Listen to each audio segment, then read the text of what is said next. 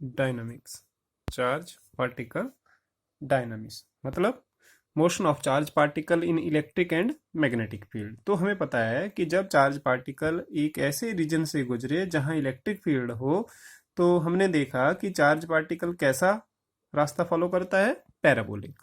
अब हम देखते हैं कि जब कोई चार्ज पार्टिकल मैग्नेटिक फील्ड में पास करता है तो कैसा रास्ता फॉलो करेगा। तो पहले तो हमने स्टडी कर दिया था, एक वीडियो भेजा है मैंने, motion of charge particle in uniform electric field. ठीक है, ये तो कर लिया था ना, कैसा होती है उसकी मोशन। जब भी कोई charge particle uniform electric field में फॉलो करता है तो उसका पास क्या था, कैसा होता है, पैराबोलिक।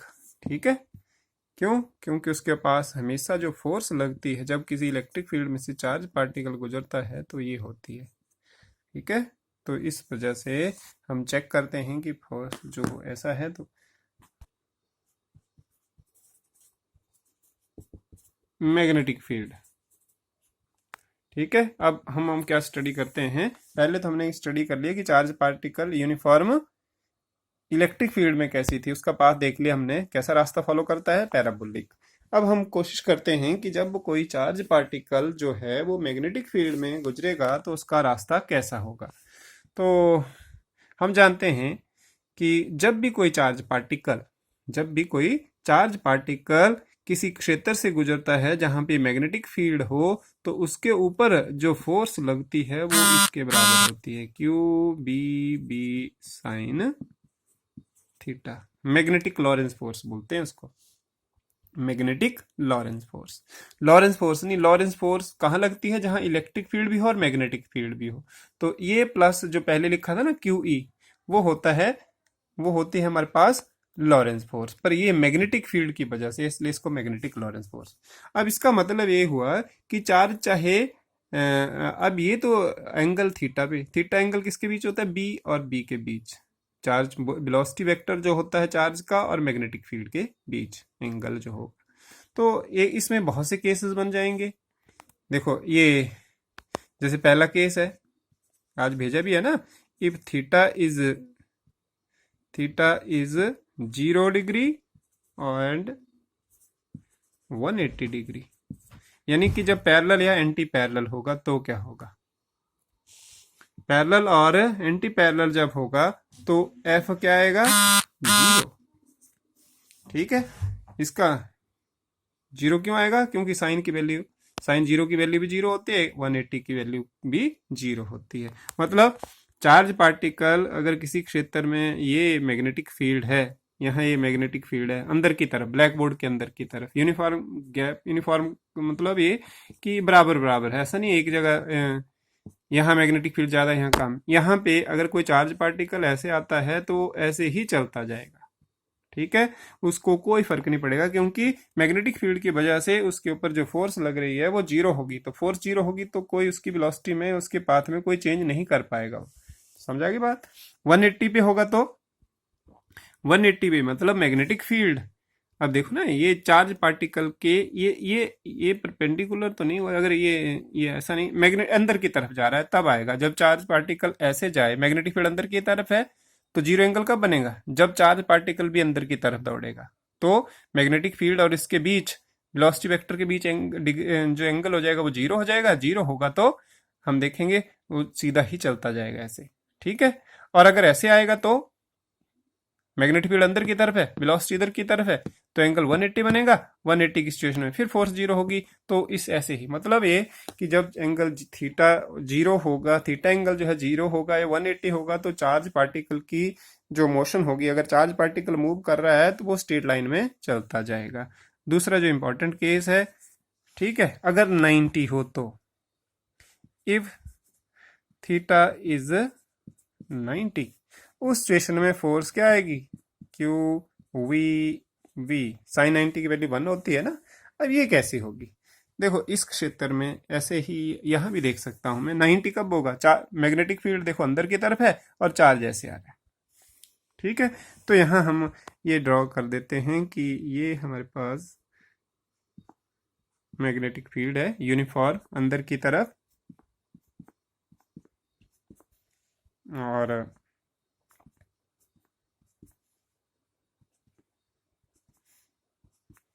जब ऐसा हो, चार्ज पार्टिकल ऐसे आ रहा है, ठीक है, ये आ गया है, यहाँ पहुंच गया, अब मैग्नेटिक फील्ड के क्षेत्र में है। तो जैसे ही मैग्नेटिक फील्ड के ऊपर से मैग्नेटिक फील्ड के क्षेत्र से गुजरेगा, तो देखो ये लेफ्ट हैंड रूल लगाना पड़ता है ना मैं, तो ये है मेरा left hand rule, left hand, ठीक है। तो हम देखें ये क्या बताता है, मैग्नेटिक फील्ड कौन किधर को देखते हैं हम, मैग्नेटिक फील्ड ये, ठीक है, ये करंट या वेलोसिटी की डायरेक्शन, और थंब जो है वो फोर्स बताता है। तो मैग्नेटिक फील्ड कहाँ है, अंदर की तरफ, अंदर की तरफ कर दी उंगली ऐसे अंदर की तरफ, और ये किधर को है, इधर को, तो फोर्स किधर को लग रही है, ऊपर की तरफ। तो जब इसके ऊपर फोर्स कहाँ लग रही है, ऊपर की तरफ, इसका मतलब फोर्स ऊपर की तरफ लगी, ऐसे जा रहा था ना ऐसे, इसके ऊपर फोर्स ऊपर की तरफ लगी तो ये ऊपर से मुड़ा। तो मान लो जब इसके ऊपर फोर्स लगी ऊपर की, अब ये यहाँ पहुंच गया, मैंने ए पोजीशन ली थी, फोर्स लगने के बाद ये मुड़ के यहाँ पहुंच गया, फिर यहाँ देखते हैं, जैसे ये ए पॉइंट था, अब बी पे पहुंच गया, यहाँ भी मैग्नेटिक फील्ड ले लेता हूँ मैं, अच्छे से रीजन में देख लेते हैं। जब बी पॉइंट ए के बाद पी ले लेते हैं, पी पे है ये क्यू पे, क्यू पोजीशन पे क्या होगा, क्यू पोजीशन पे अब चार्ज पार्टिकल कैसे जा रहा है, सपोज ऐसे जा रहा है या ऊपर की तरफ जा रहा है, क्योंकि इसकी वजह से वो फोर्स लगी तो इधर को मुड़ गया। अब यहाँ है, मान लो बीच में, यहाँ भी ले सकते हैं, यहाँ भी ले सकते हैं, हर पॉइंट पे नहीं, दो चार पॉइंट पे, क्योंकि तीन चार पॉइंट होंगे तो उसी से रास्ते का पता लग जाएगा ना। हमने एक पॉइंट ए ले लिया था पी, तो यहाँ लगा कि फोर्स किधर को लग रही है, ऊपर की तरफ, तो इस वजह से इधर को मुड़ गया। जब यहाँ पहुंचा, अब हम देखते हैं कि चार्ज पार्टिकल अब इधर को जा रहा है, तो देखो फिर लेफ्ट हैंड रूल लगाओ, चार्ज पार्टिकल किधर को जा रहा है, ऊपर की तरफ, ऊपर की तरफ हो गया, और मैग्नेटिक फील्ड कहाँ है, अंदर की तरफ, अंदर की तरफ हो गया ना ऐसे, चार्ज पार्टिकल ऊपर की तरफ जा रहा है, ये मिडल फिंगर, और अंदर, तो फोर्स किधर को लग रही है, इसके ऊपर। देखो यहाँ पे जब चार्ज पार्टिकल था, ठीक है, वेलोसिटी उसकी इधर को थी, तो फोर्स इधर को आई। यहाँ पे जब चार्ज पार्टिकल क्यू पोजीशन पे है यहाँ, तो उसकी वेलोसिटी इधर को थी, फोर्स एक बार फिर इधर, फोर्स इधर को ही आ रही, फोर्स इधर को बराबर आ रही है, कितनी, क्यू बी बी। क्यों बराबर आ रही है, क्योंकि ना तो वेलोसिटी चेंज हो रही है, वेलोसिटी का मैग्नीट्यूड चेंज हो रहा है, ना ही बी चेंज हो रही है। डायरेक्शन चेंज होगी क्योंकि वेलोसिटी की दिशा तो बदल रही है, पर स्पीड तो वही है ना उसकी, तो इसकी वैल्यू तो सेम ही आएगी। अब अगर ये फोर्स अंदर को लग रही है, यहाँ पे अंदर को तरफ फोर्स लगेगी, तो ये इधर को मुड़ेगा। सपोज एक और पॉइंट ले लिया मैंने, एस, ये पी, ये क्यू ले लिया, ये आर ले लिया, आर पे है, मतलब इधर को जा रहा है, अब पहले यहाँ जा रहा था, अब यहाँ को मुड़ गया, ऐसे हो गया। यहाँ भी बीच वाले पोजीशन भी ले सकते हैं आप हम, तो यहाँ पे देखो चार्ज पार्टिकल किधर को जा रहा है, अब ये फिर ये लगाना है, ये ऐसे रखनी है उंगलियां, चार्ज पार्टिकल जिधर को जा रहा होगा, इधर को जा रहा है, तो यहाँ ऐसे, तो फोर्स किधर को लगेगी, फिर नीचे की तरफ, फोर्स यहाँ को लगेगी, ठीक है। अब जब ये फोर्स फिर नीचे को लगी, यहाँ था, यहाँ से ऐसे निकल रहा था, पर फोर्स इधर को लगी, तो मान लो ये यहाँ मुड़ गया, तो यहाँ है, यहाँ मूव किधर को कर रहा है, यहाँ को। फिर आप अगर हाथ को वैसे ही स्ट्रेच करें, तो आप देखेंगे फोर्स इधर को लग रही है। तो यहाँ क्या देख रहे हैं आप, हर पॉइंट पे ऐसे ही, ये पॉइंट होगा तो भी अंदर की तरफ, ये पॉइंट होगा अंदर की तरफ, ये पॉइंट अंदर। तो इसका मतलब ये हुआ कि अगर इन चार पॉइंटों की बात भी करें, तो चार्ज पार्टिकल जो है वो एक सर्कुलर पाथ फॉलो करेगा। इन सभी पॉइंटों को मिलाया जाए ना, हमें ऐसा लग रहा है कि फोर्स जो है वो एक कॉमन पॉइंट मतलब एक सेंटर है, उसकी तरफ डायरेक्ट हो रही है सारी फोर्स। ये यहाँ पे भी फोर्स अंदर की तरफ लग रही थी, यहाँ पे फोर्स अंदर की तरफ ले, तो इसका मतलब ये हुआ कि जब भी कोई चार्ज पार्टिकल 90 डिग्री पे एंटर करता है, तो उसका पाथ कैसा होता है, सर्कुलर, ठीक है। जब चार्ज पार्टिकल मैग्नेटिक फील्ड में 90 डिग्री पे एंटर करेगा, तो उसका जो पाथ होगा वो सर्कुलर होगा, ये फोर्स लगेगी। हम चाहें अब ये निकालना हो कि उसकी वेलोसिटी कितनी है, उसका रेडियस कितना है, ये आर रेडियस है, क्योंकि जब हम देखो ना, अब ये सर्कल में घूम रहा है एक तरह से पार्टिकल, क्यू चार्ज, ठीक है, जिसकी वेलोसिटी हुई है। तो अब जब भी कोई पार्टिकल सर्कल में घूमती है, तो उसको क्या मिलती है, सेंट्रीपिटल फोर्स चाहिए होती है, ठीक है, सेंट्रीपिटल फोर्स। और यहाँ कौन प्रोवाइड करा रही है, वो मैग्नेटिक लॉरेंस फोर्स। तो इसका मतलब mv² अपॉन आर अगर रेडियस है इसका, वो किसके बराबर होगा। देखो इसको इधर को घूमने के लिए, सर्कल में घूमने के लिए कौन सी फोर्स लग रही थी अंदर को, क्यू बी बी, वही थी ना अंदर की तरफ, तो ये क्यू वी बी। आप देखेंगे तो वी वी के साथ कैंसिल, ए बी कट गया, एक बी रह गया। यहाँ से आप रेडियस भी निकाल सकते हैं। रेडियस क्या हो गया, रेडियस निकालना होगा तो ये आ जाएगा m v upon q B.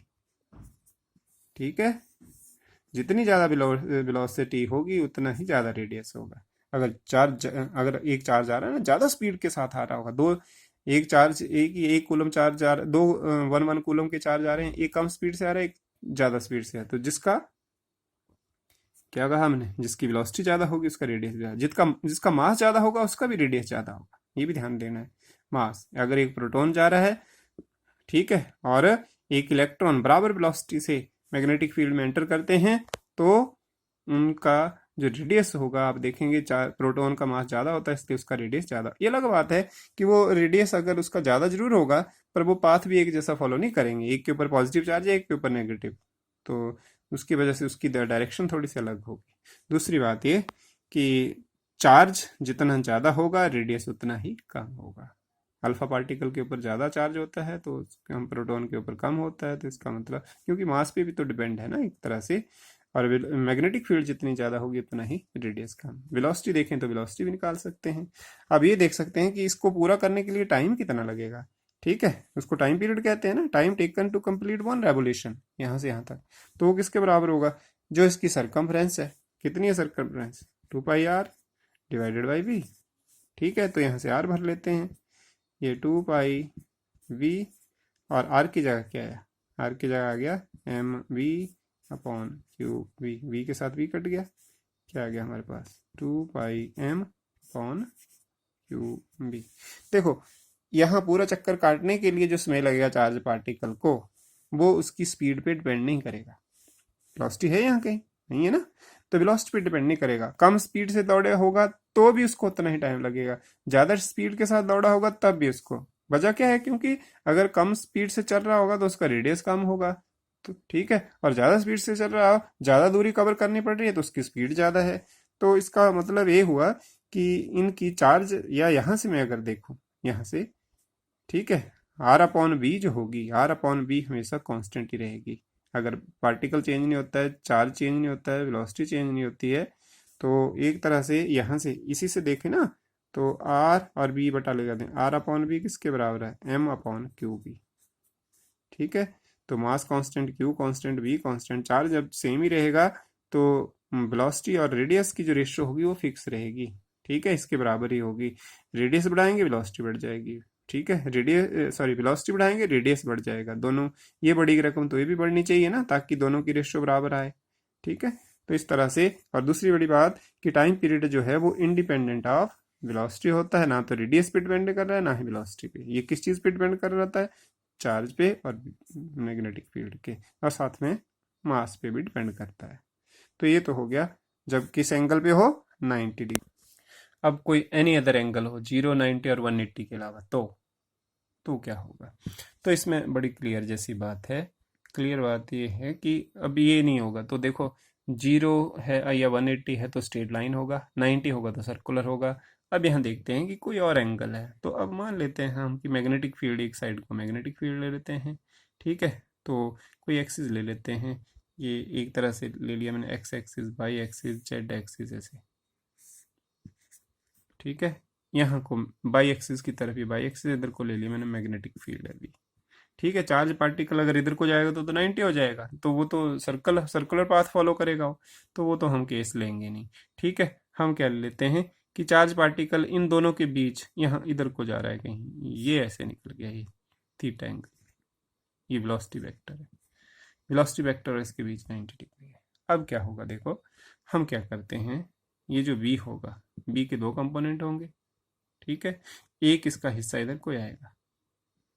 ठीक है, एक इसका हिस्सा इधर को आएगा, कौन सा आएगा, v cos थीटा, और एक हिस्सा ये जो आएगा वो आएगा v sin थीटा। ठीक है, मतलब एक इसको मैं कह देता हूँ x कंपोनेंट, सॉरी y, ये x ही बन गया x कंपोनेंट, और ये बन गया y कंपोनेंट। ठीक है, y एक्सिस कहलाऊंगा ना।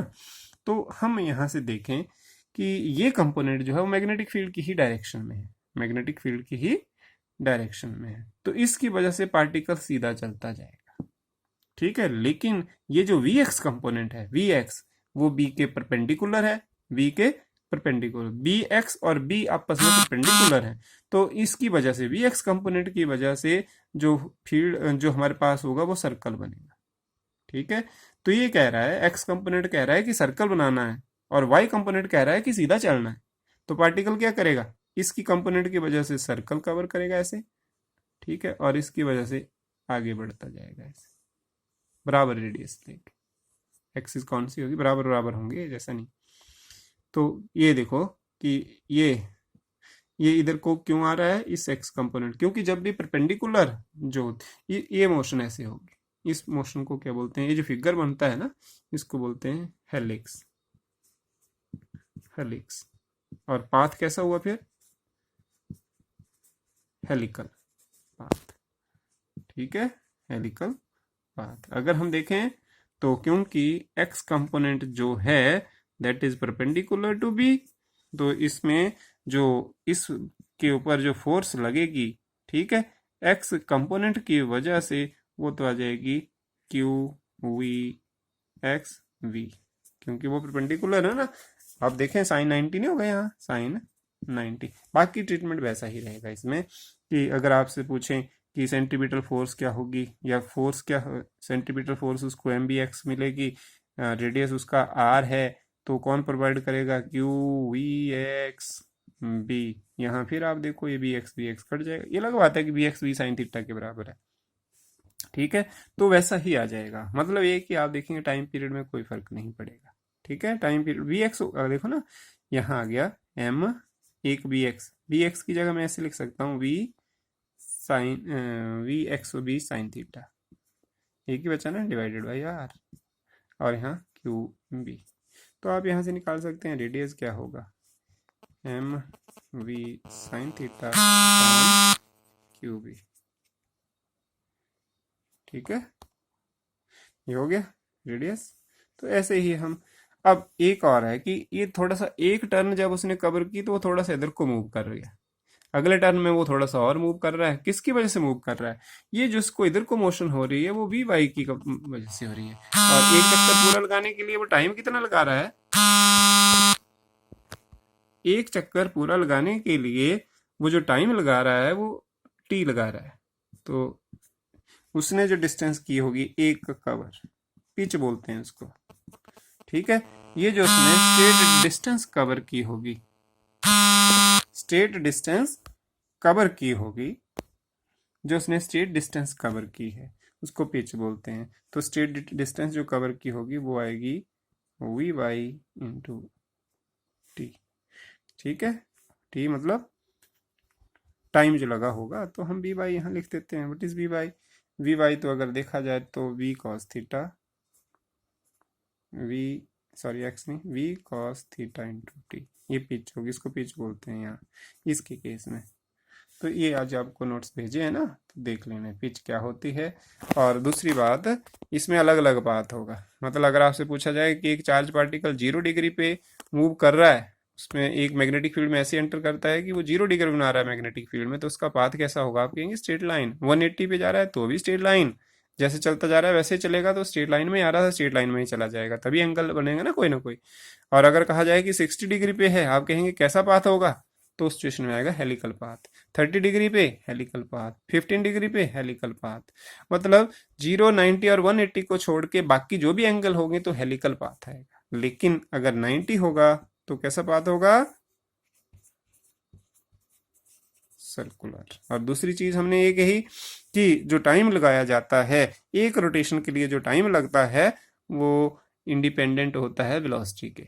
ठीक है, इंडिपेंडेंट होता है वेलोसिटी के। हेलिकल पाथ में भी सारी, उसमें भी, दोनों में वेलोसिटी पे डिपेंड नहीं करता। टाइम पीरियड तो यहाँ भी निकाल सकते हैं, यहाँ साइन थीटा आएगा जो हाँ आ रहा था, वो टी क्या होता है वो आपको ऐसे निकाल सकते हैं, 2πr अपॉन वी जो है, वी एक्स जो है वो यहाँ भर देंगे, तो इसमें कोई बड़ी बात ही नहीं है। ठीक है, तो ये तो आसान काम है। ठीक है, तो ये कर लेना आपने। आज जो नोट्स भेजे हैं वो यही थे कि जब charge particle uniform electric field में मूव करता है तो उसने जो पाथ फॉलो किया होता है वो पैराबोलिक होता है। ठीक है, और जब चार्ज पार्टिकल मैग्नेटिक फील्ड से गुजरता है तो उसके पाथ की नेचर डिफरेंट हो सकती है। 90 डिग्री पे होगा सर्कुलर होगा, ठीक है। 0 डिग्री पे होगा स्ट्रेट लाइन होगी, 180 डिग्री पे होगा फिर स्ट्रेट लाइन होगी, स्ट्रेट पाथ, जैसे जिस पाथ से आ रहा है उसी पाथ से चलता जाएगा, मतलब स्ट्रेट पाथ से आया होगा ना तो स्ट्रेट ही रहेगा। और अगर हम और कहें कि और कोई एंगल होगा, 0, 90 और 180 के अलावा कोई और एंगल होगा, 170 पे कैसा होगा, हेलिकल, ऐसे कुछ भी एंगल हो, तो ये हो गया आज फिर।